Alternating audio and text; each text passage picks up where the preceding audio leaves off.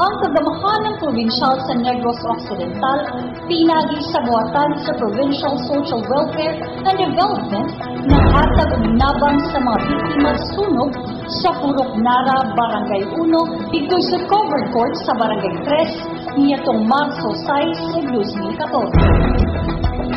Ang sunog na itabod niya itong Marso 4, 2014, din mikabat sa 171 ka individual kung 60 ka pamilya ang naapektuhan. 26 kabalay ang hingpit nga naugdaw ug 7 usab ang dili hingpit nga nasunog. Mikabat usab sa 20 ka pamilyang napil nga nagpuyo sa balay nga nasunog kon sharer og 8 ka pamilya ang nag-abang.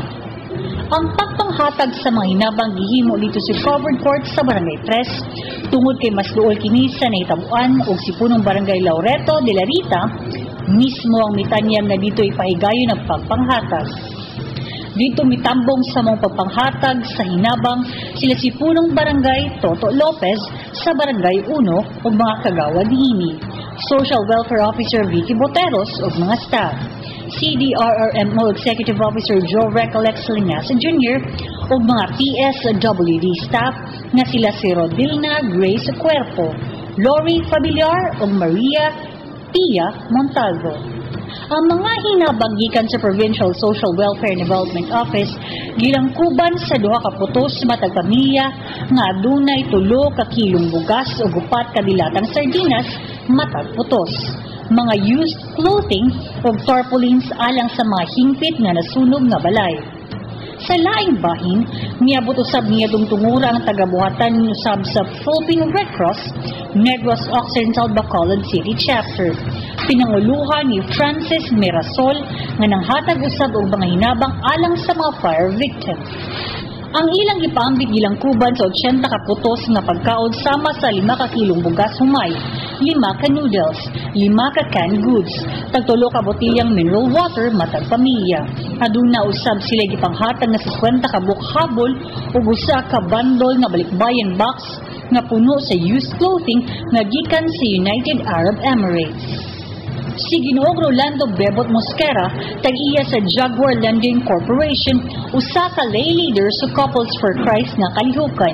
Mipaambit usab sa mga biktima sa sunog, pinaagi sa pagpanghatag og cash nga hinabang nga tag meal size alang sa mga tag-iya sa balay nga totally damaged ug tag 1,000 ngadto sa mga nag-abang.